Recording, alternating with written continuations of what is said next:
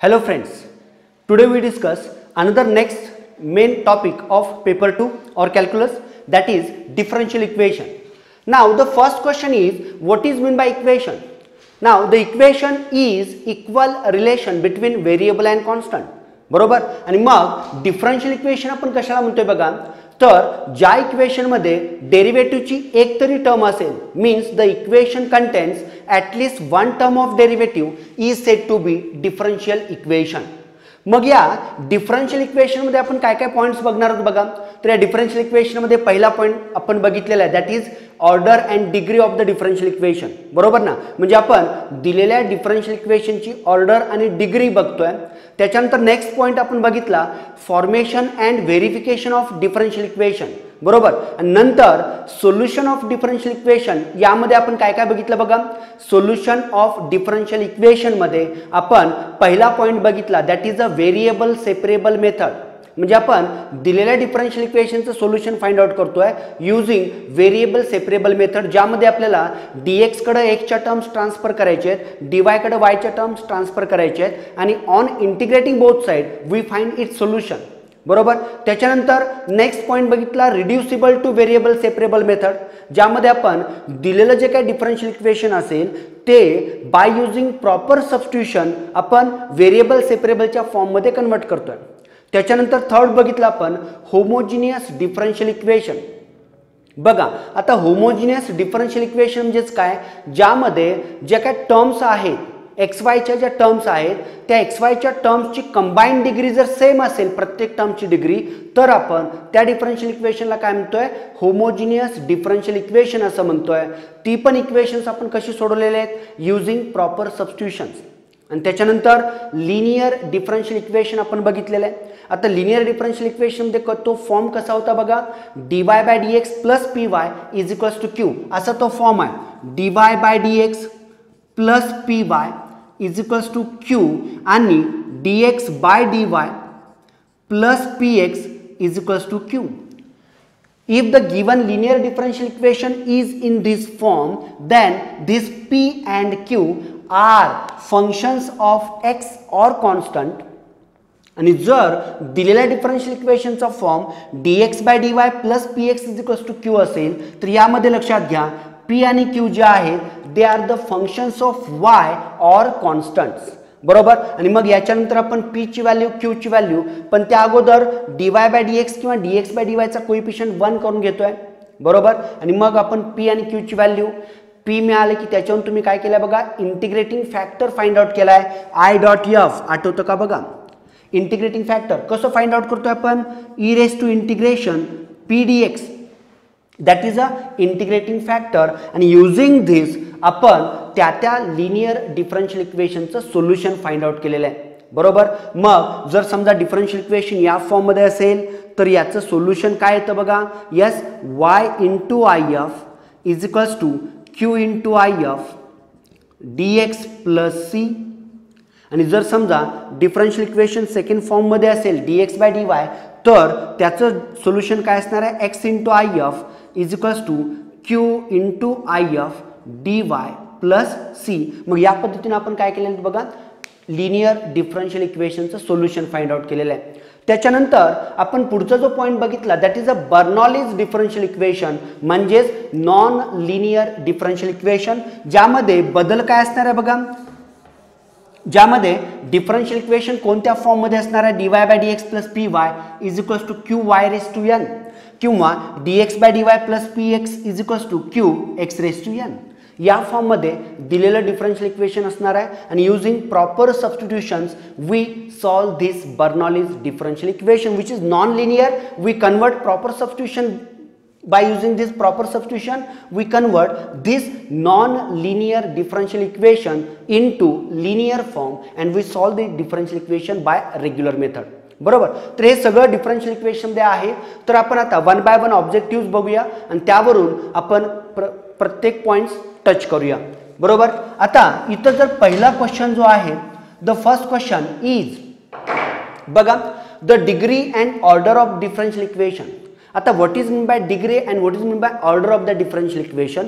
तर बघा order of differential equation म्हणजेच काय, दिलेल्या डिफरन्शियल इक्वेशन मध्ये वायची जी हायेस्ट ऑर्डर डेरिव्हेटिव्ह असणार आहे त्या हायेस्ट ऑर्डर डेरिव्हेटिव्हची जी ऑर्डर आहे त्याला आपण काय म्हणतोय, order of that differential equation, बरोबर. आणि डिग्री म्हणजेच काय, त्या हायेस्ट ऑर्डरची जी पॉवर आहे which is free from radicals त्याला आपण काय म्हणतोय, डिग्री. आता फ्री फ्रॉम रॅडिकल्स म्हणजेच काय, ती पॉवर निगेटिव्ह नको आहे, ती पॉवर फ्रॅक्शन नको आहे, बरोबर. तर आपण ती पॉवर काय करतो, इंडेक्स जो आहे तो काय आपण degree of the differential equation असं म्हणतोय, बरोबर. मग या पद्धतीनं इथं आता आपण डिस्कस करूया. बघा फर्स्ट एक्झाम्पल आहे द डिग्री अँड ऑर्डर. लक्षात घ्या इथं ऑर्डर अँड डिग्री न देता डिग्री अँड ऑर्डर विचारलेला क्वेश्चन कसा आहे, ऑर्डर डिग्रीच्या फॉर्ममध्ये आहे का डिग्री ऑर्डरच्या फॉर्ममध्ये आहे ते तुमच्या लक्षात यायला पाहिजे, बरोबर. आता इथं तुम्हाला degree and order of differential equation विचारलेलं आहे.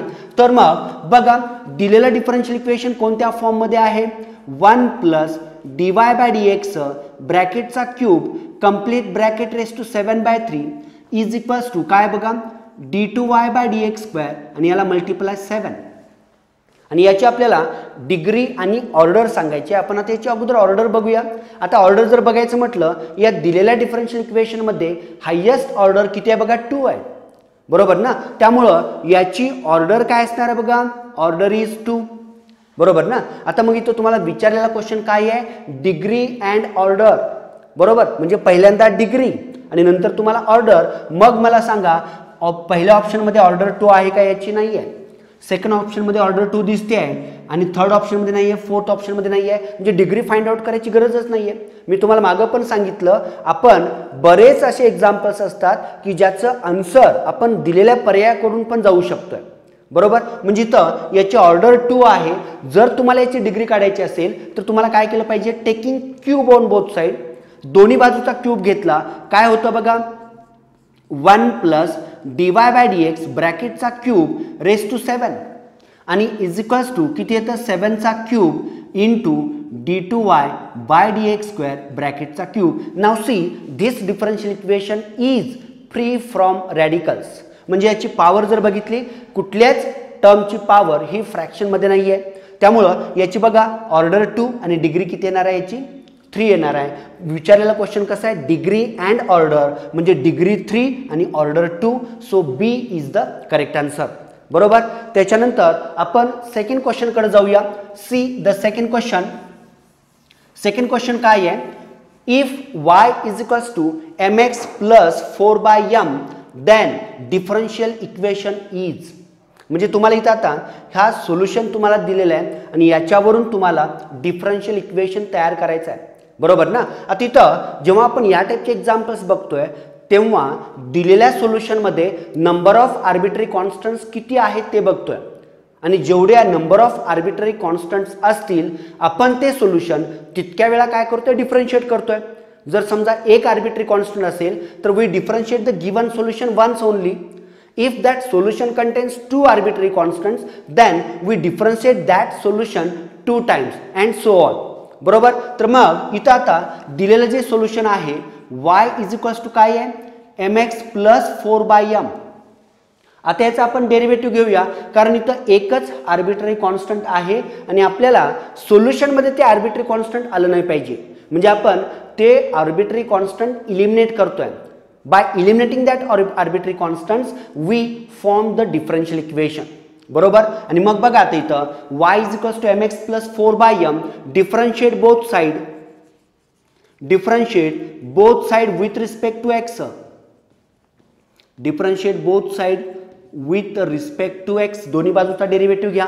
किती येतं बघा dy by dx is equals to m into x चा derivative with respect to x 1 आला आणि प्लस 4 कॉन्स्टंट आहे, m कॉन्स्टंट आहे, constant divide by constant is again a constant and derivative of constant 0 झाला. म्हणजे मला सांगा dy by dx is equals to किती आलं m.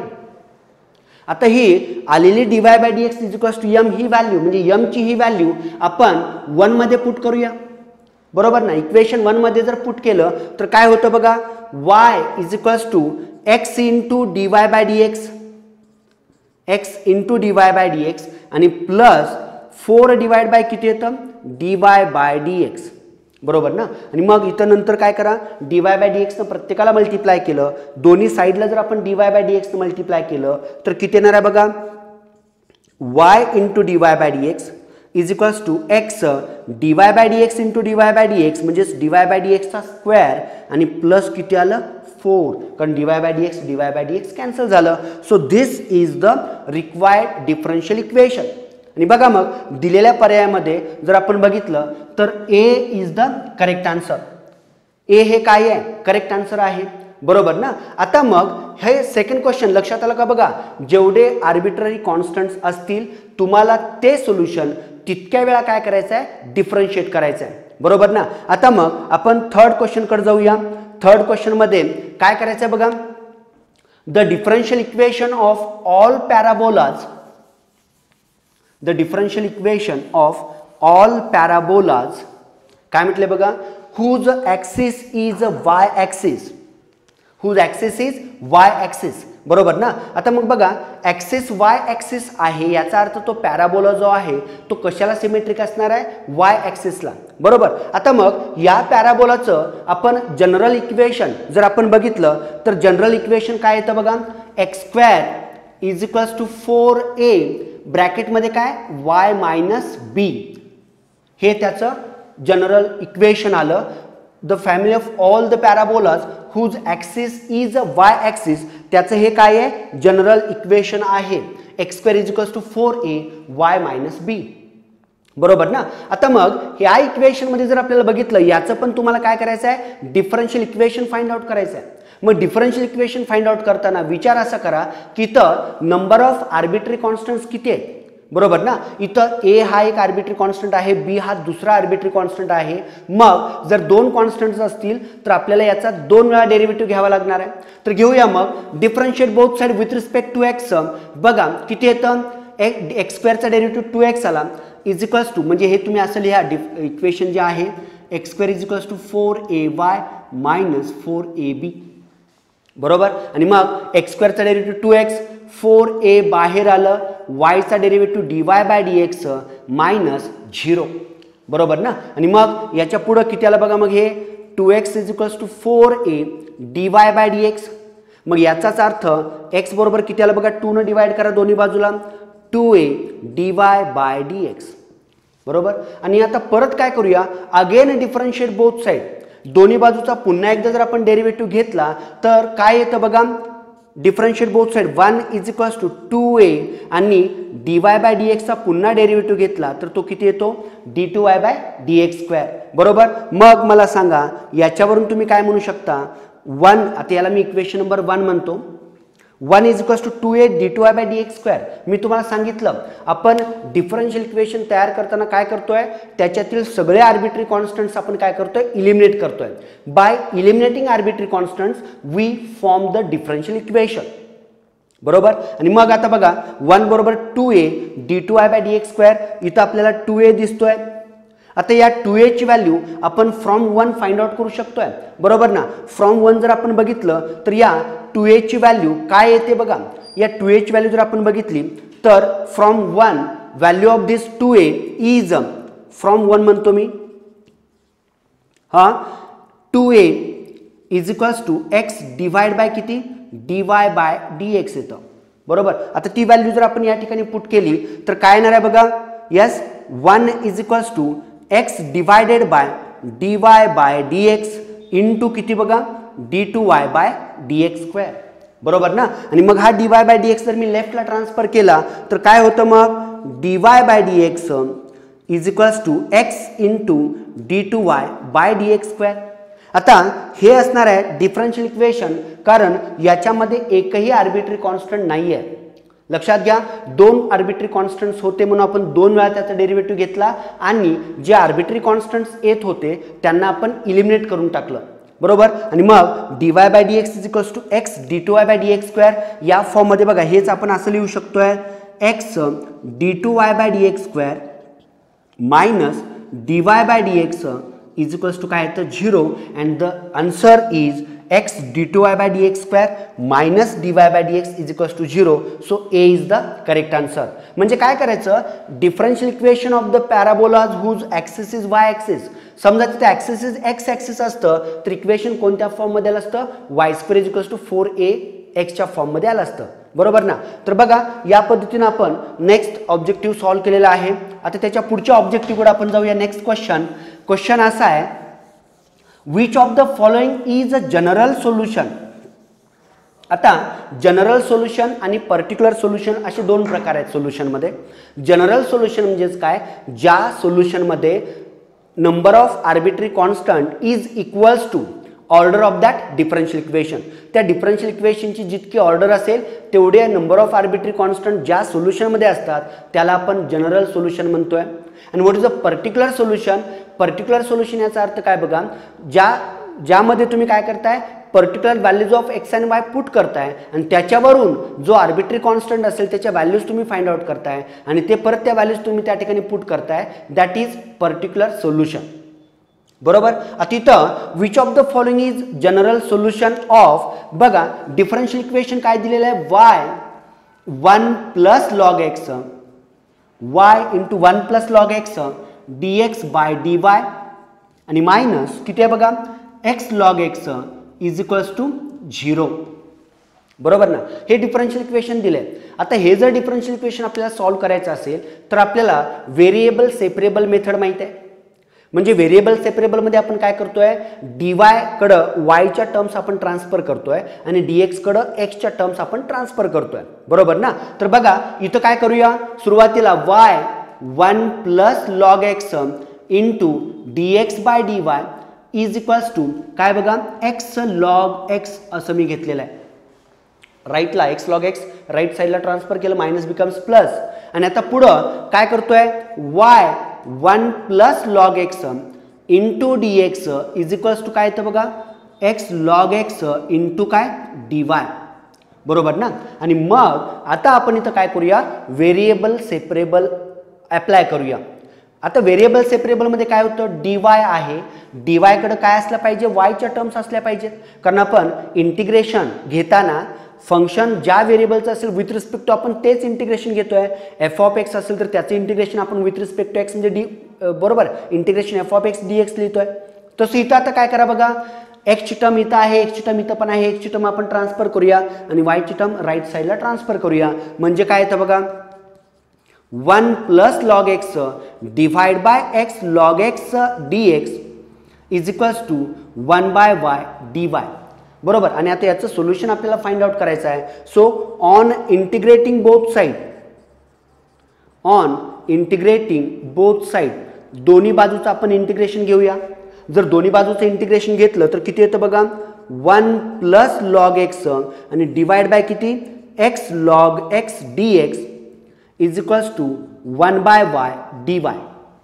बरोबर. आणि मग जर बघितलात x लॉग x चा डेरिव्हेटिव्ह काय येतो बघा, आपल्याला माहित आहे derivative of x log x काय येतं सांगा, फर्स्ट डेरिव्हेटिव्ह ऑफ म्हणजे x as it is, derivative of second plus log x as it is, derivative of first. x ला x कॅन्सल झाला म्हणजेच डेरिव्हेटिव्ह किती आला 1 प्लस लॉग x.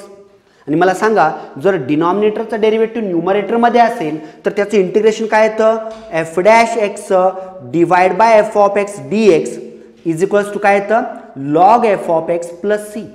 बरोबर. मग इथं एक्स लॉग एक्सचा डेरिव्हेटिव्ह वरती आहे 1 प्लस लॉग एक्स.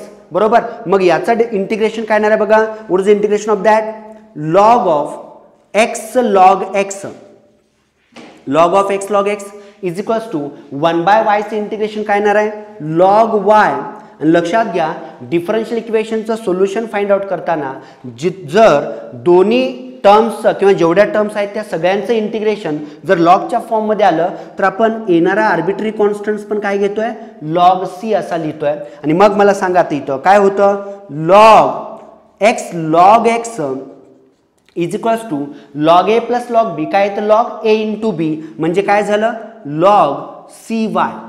बरोबर. आणि दोन्ही बाजूला लॉगच्या टर्म जर आपण कॅन्सल केल्या तर याचा अर्थ सोल्युशन काय येणार आहे x log x is equals to cy which is the solution of given differential equation. आणि बघा मग दिलेल्या पर्यायामध्ये जर आपण बघितलं तर हे solution x log x is equals to cy, C is the correct answer. बरोबर. आता या पद्धतीनं आपण पुढच्या क्वेश्चनकडे जाऊया. फिफ्थ क्वेश्चन जो आहे, आता फिफ्थ क्वेश्चन काय आहे बघा, क्वेश्चन व्यवस्थित बघा कारण डिफरन्शियल इक्वेशनचे जे एक्झाम्पल्स आहेत ते क्वेश्चन्स तुम्हाला कळाले तरच तुम्ही एक्झाम्पल सॉल्व करू शकताय, लक्षात घ्या. तर फिफ्थ क्वेश्चन काय आहे, what is the fifth question? The solution of differential equation. बघा, the solution of differential equation dy by dx is equals to 3 raised to x plus y at x and y both x y is equals to 0. म्हणजेच तुम्हाला इथं काय करायचं आहे बघा, या ठिकाणी तुम्हाला पर्टिक्युलर सोल्युशन फाइंड आउट करायचं आहे, म्हणजे c ची व्हॅल्यू तुम्हाला फाइंड आउट करायची आहे. बरोबर. तर बघा मग आता याचं सोल्युशन आपण कसं फाइंड आउट करणार आहोत, दिलेलं differential equation, given differential equation. बरोबर ना. दिलेलं डिफरन्शियल इक्वेशन काय बघा, dy by dx is equals to 3 raised to x plus y. आता तुम्हाला माहित आहे bye lodge of indices a raised to m plus n असेल तर आपण ते a raised to m into a raised to n लिहू शकतोय. म्हणजे हे मी कसं लिहिणार आहे बघा, 3 raised to x into 3 raised to y. बरोबर. मग dy is equals to 3 raised to x into 3 raised to y into काय झालं dx. आता मग आपण मगाशी बघितलं व्हेरिएबल सेपरेबल मेथड. मग इथं आपण काय करूया, व्हेरिएबल सेपरेबल म्हणजे dy कडे y ची टर्म ट्रान्सफर करूया आणि dx जवळ x ची टर्म आहे का बघा, ती तशीच ठेवा. मग किती येतं बघा इथं, 1 divided by 3 raised to y into dy 3 raised to x into dx. बरोबर. आणि मग इथं आता on integrating both side, on integrating both side दोन्ही बाजूचं इंटिग्रेशन घ्या. आता दोन्ही बाजूचं इंटिग्रेशन घेतलं काय येतं बघा, 3 raised to minus y dy 3 raised to x dx. बरोबर. आणि मग मला सांगा what is the integration of a raised to x. a raised to x integration a raised to x अपॉन log a येतं. आणि जर समजा आता 3 raised to minus y आहे त्याचं integration 3 raised to minus y अपॉन log 3 येणार आणि त्या मायनस वायचा डेरिव्हेटिव्ह मायनस येणार आणि इज इक्वल्स टू याचं इंटिग्रेशन 3 raised to x अपॉन log 3 आणि प्लस काय असणार आहे c. So this is the solution of given differential equation. पण तुम्हाला आता बघा ना, हे सोल्युशन असंच ठेवायचं नाहीये. बरोबर ना. या सोल्युशनचं तुम्हाला काय करायचं आहे, पर्टिक्युलर सोल्युशन फाइंड आउट करायचं आहे. बरोबर. आता मग पर्टिक्युलर सोल्युशन जर फाइंड आउट करायचं असेल तर इथं मी काय करेन बघा, x बरोबर 0 आणि y बरोबर 0 ठेवतो. Put x is equals to 0 आणि y बरोबर पण काय करूया 0 ठेवा. आणि आपल्याला माहित आहे कॉन्स्टंट रेस टू 0 इज 1. त्यामुळे काय होणार इथं 3 raised to 0 upon log minus log 3 आहे is equals to 3 raised to 0 upon log 3 plus c आलं. आणि मग मला सांगा इथं काय होणार आहे, 3 raised to 0 1 आलं. म्हणजेच याच्या पुढे जर आपण गेलं तर काय येतं बघा, नेक्स्ट याच्या पुढची स्टेप जरा व्यवस्थित बघा, any constant raise to 0 is 1. बरोबर. मग इथे येतं minus 1 by log 3 is equals to 1 by log 3 आणि प्लस काय आहे c. आता मग मी इथं काय करतो बघा, हा इकडे लेफ्ट साईडला ट्रान्सफर केला, minus 1 by log 3 minus 1 by log 3 is equals to काय आहे c. आता c हा काय आहे, आर्बिट्ररी कॉन्स्टंट आहे. म्हणजेच किती येतं minus 2 by log 3 is equals to c.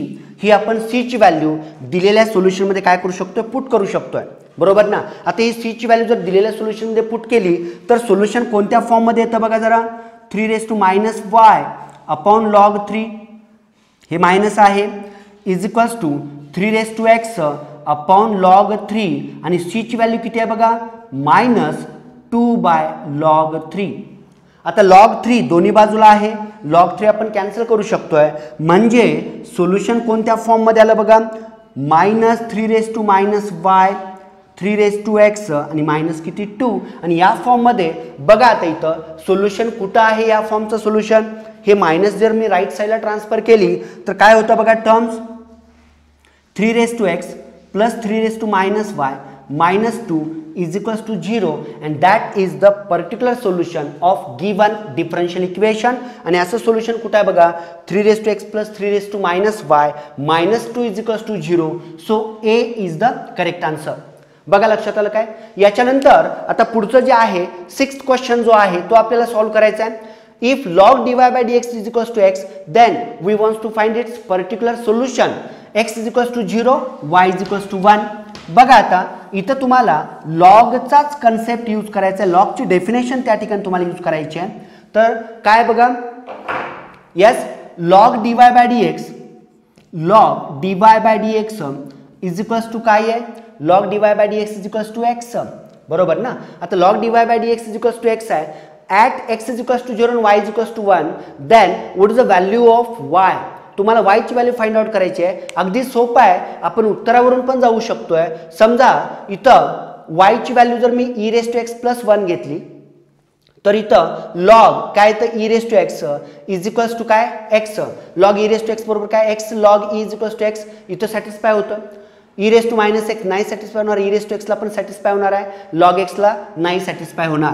मग इथं काय करायचं बघा, by the definition of logarithm dy by dx आपण कसं लिहू शकतोय, e raised to x. आणि म्हणून मग याच्यावरून बघा dy बरोबर आपण काय लिहू शकतो, e raised to x into dx. मग पुढे integrating both side, integration dy integration e raised to x dx, so y is equals to e raised to x plus c, बरोबर ना. मग आता इथं तुम्हाला पर्टिक्युलर व्हॅल्यूज फाइंड आउट करायचे आहेत. बघा when x is equals to 0, x बरोबर 0 असताना y बरोबर काय बघा 1, मग x बरोबर 0 y बरोबर 1, याचा अर्थ इथं काय होतं बघा 1 is equals to e raised to 0 plus c, बरोबर. आणि मग मला सांगा 1 is equals to 1 plus c, so this implies c is equals to 0 झालं. So the solution is y is equals to e raised to x and that is c is the correct answer. y बरोबर काय आलं, e raised to x आलं. आता त्याच्यानंतर पुढचं जे example आहे, पुढचा objective dy by dx is equals to काय बघा x plus y plus 1 upon x plus y minus 1, then the general solution. आता इथं जर व्यवस्थित बघितलात तर या टाईपचे एक्झाम्पल्स आपण दोन याच्यामध्ये बघितलेले आहेत, एक रिड्युसिबल टू व्हेरिएबल सेपरेबल किंवा होमोजिनियस मध्ये, बरोबर. आता इथं आपण x प्लस y बद्दल प्रॉपर सबस्टिट्यूशन्स करूया आणि मग ते एक्झाम्पल आपल्याला सॉल्व्ह करायचं आहे, बरोबर. तर बघा इथं आता दिलेलं डिफरन्शियल इक्वेशन काय आहे, दिलेलं differential equation dy by dx is equals to काय बघा x plus y plus 1 upon x plus y minus 1, बरोबर ना. इथं काय करा बघा, put x plus y is equals to तुम्ही u ठेवा, बरोबर ना. आता x प्लस वाय बरोबर u ठेवलं, डिफरन्शिएट बोथ साइड, दोन्ही बाजूचा डेरिव्हेटिव्ह घ्या, 1 plus dy by dx is equals to काय येतं du बाय dx.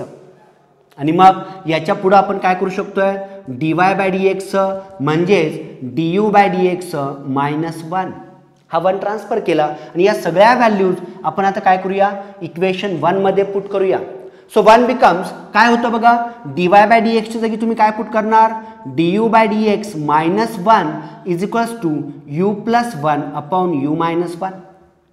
हा मायनस 1 जर मी राईट साईडला ट्रान्सफर केला, du by dx is equals to काय येतं u plus 1 u minus 1 plus 1 and now take a cross multiplication, काय येतं बघा u plus 1 plus u minus 1 upon u minus 1 आणि इथं काय होतं 1 minus 1 get cancel. Now what remains, du by dx is equals to u plus u किती येतं बघा 2u divide by u minus 1.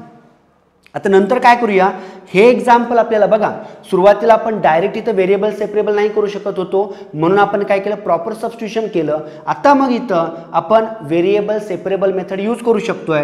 कशी बघा, du is equals to 2u divide by u minus 1 into dx आणि याच्यावरून काय आलं बघा u minus 1 upon 2u du is equals to काय आलं बघा dx. आणि मग मी हे काय करतो बघा, ऑन इंटिग्रेटिंग बोथ साइड, दोन्ही बाजूचं आपल्याला काय करायचं आहे, इंटिग्रेटिंग घ्यायचं आहे. तर जर दोन्ही बाजूचं इंटिग्रेशन घेतलं 1/2 बाहेर आला, u minus 1 divide by u du integration dx.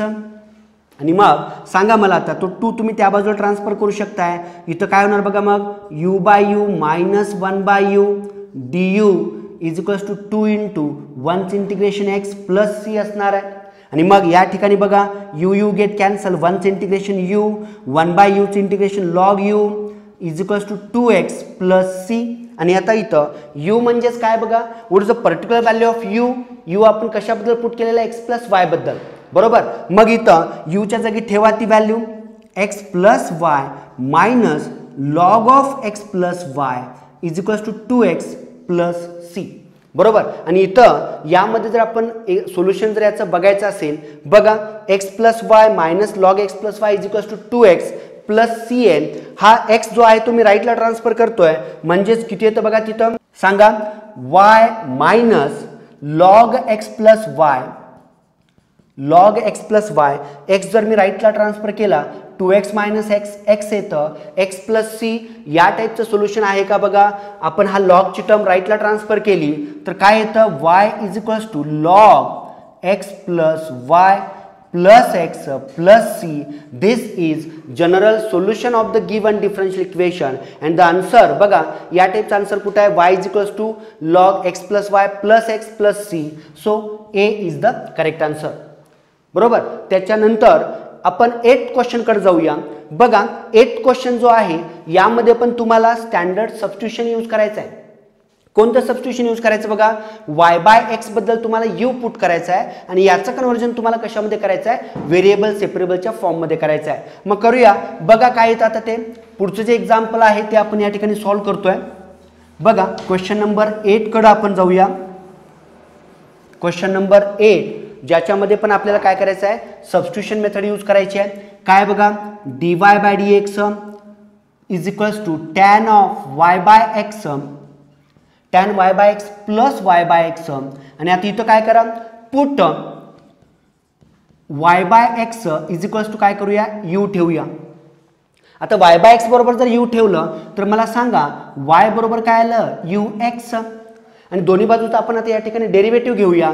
काय येतं बघा, dy by dx is equals to u, x चा डेरिव्हेटिव्ह 1, x, u चा डेरिव्हेटिव्ह du बाय dx. म्हणजे dy बाय dx बरोबर काय पुट करायचं बघा आपल्याला, u plus x du by dx. ही व्हॅल्यू आपल्याला आता दिलेल्या डिफरन्शियल इक्वेशन मध्ये पुट करायचं, याला मी 1 म्हणतोय. 1 मध्ये या सगळ्या व्हॅल्यूज, ह्या सगळे कॅल्क्युलेशन जे आहे तुम्हाला क्विक करायचं लक्षात घ्या. आता हे सगळे व्हॅल्यू जर आपण यामध्ये पुट केल्या तर 1 काय काय होतं बघा, u plus x du by dx is equals to किती बघा, टॅन u प्लस u. आणि मग या ठिकाणी प्लस u दोन्ही बाजूचं कॅन्सल झालं. What remains, x du by dx is equals to tan u. आणि मग यावरून आपण मग आता काय करूया बघा, याच्या पुढची स्टेप मी इथंच लिहितोय, x du tan u into dx झालं. मग इथं आपण करूया आता व्हेरिएबल सेपरेबल मेथडचा यूज.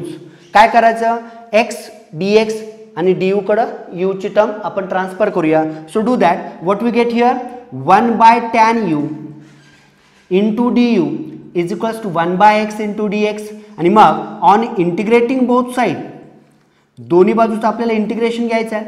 आता बघा ना, 1 बाय टॅन म्हणजेच काय असणार आहे, कॉट, म्हणजेच integration cot u du integration 1 by x dx.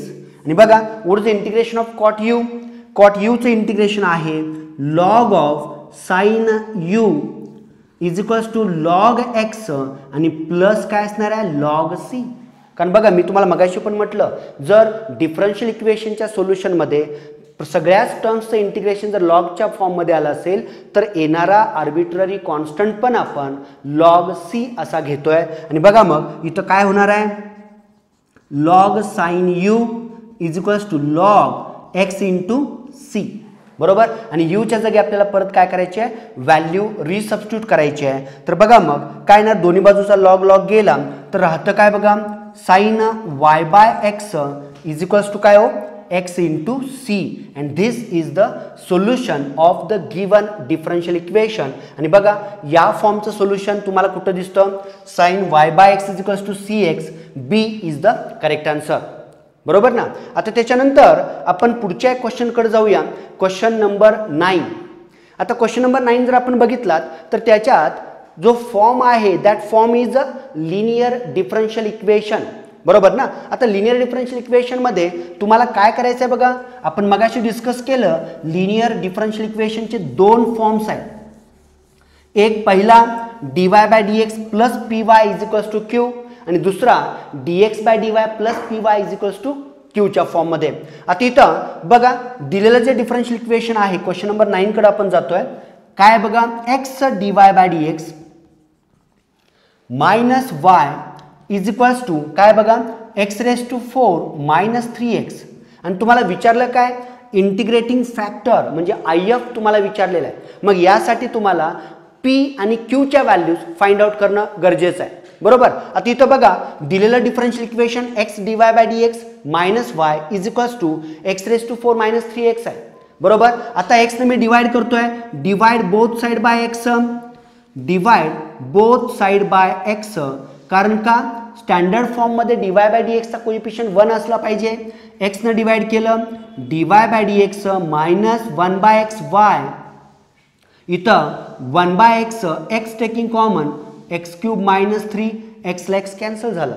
आता हा स्टँडर्ड फॉर्म मध्ये आलेला आहे which is in the form dy by dx plus py is equals to q. आता आपल्याला फक्त IF काढायचा आहे म्हणजे आपल्याला फक्त p ची व्हॅल्यू इथं लागणार आहे. So p is equals to what minus 1 by x. आता याचं इंटिग्रेशन p dx किती येतं बघा मायनस 1 बाय x dx म्हणजे मायनस किती लॉग x. बरोबर. आणि मायनस लॉग x म्हणजे तुम्ही ते लॉग 1 बाय x असंही लिहू शकता. बरोबर. आणि मग आता इंटिग्रेटिंग फॅक्टर काय येतं बघा इंटिग्रेटिंग फॅक्टर म्हणजे IF म्हणतो आपण त्याला e रेज टू काय येणार आहे इंटिग्रेशन p dx. बरोबर. आता या ठिकाणी त्या व्हॅल्यूज पुटअप करा म्हणजेच e raise to log 1 by x आणि तुम्हाला माहित आहे e च्या पॉवर मध्ये लॉग आहे त्याचा बेस पण आपण e गृहीत धरतोय म्हणजेच किती येणार ते 1 by x. So integrating factor of the given differential equation given linear differential equation is 1 by x. So which is the correct answer D is the correct answer. आता याच्या पुढचं जे डिफरन्शियल इक्वेशन आहे ते सुद्धा लिनियर डिफरन्शियल इक्वेशनच आहे लक्षात घ्या. आणि हे लिनियर डिफरन्शियल इक्वेशन आपल्याला ते या ठिकाणी सॉल्व्ह करायचं आहे. याच पद्धतीने आपल्याला हे डिफरन्शियल इक्वेशन सॉल्व्ह करायचं आहे. तर बघा या डिफरन्शियल इक्वेशन मध्ये dy बाय dx चा कोएफिशिएंट काय आहे 1 आहे. बरोबर. त्यामुळे डिवाइड करायची काही गरज नाहीये. मग दिलेलं differential equation dy by dx plus किती आहे बघा tan x इंटू y आणि इज इक्वल्स टू किती आहे बघा sec x.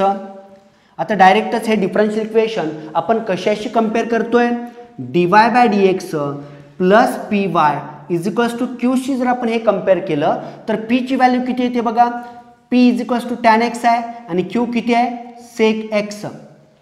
आता मग p चं इंटिग्रेशन p dx म्हणजेच किती येतं बघा integration tan x dx. and now tell me what is the integration of tan x that is a log of sec x. बरोबर. हा तुम्हाला इंटिग्रेशन p मिळालेला आहे. मग आता याच्यावरून तुम्ही IF इंटिग्रेटिंग फॅक्टर काय बघा e raise to integration p dx म्हणजेच e रेज टू किती आहे बघा log of sec x आणि मग e च्या पॉवर मध्ये लॉग आहे त्याचा बेस पण आपण eच गृहीत धरतोय म्हणजेच IF किती आला बघा sec x.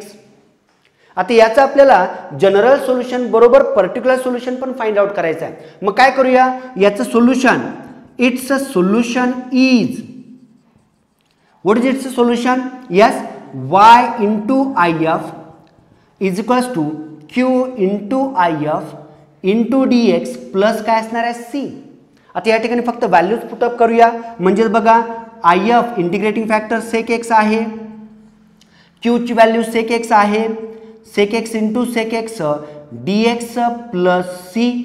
So y into sec x आता y into sec x is equals to हे येतं sec square x dx plus c म्हणजे याचं इंटिग्रेशन काय येणार आहे tan x येणार आहे.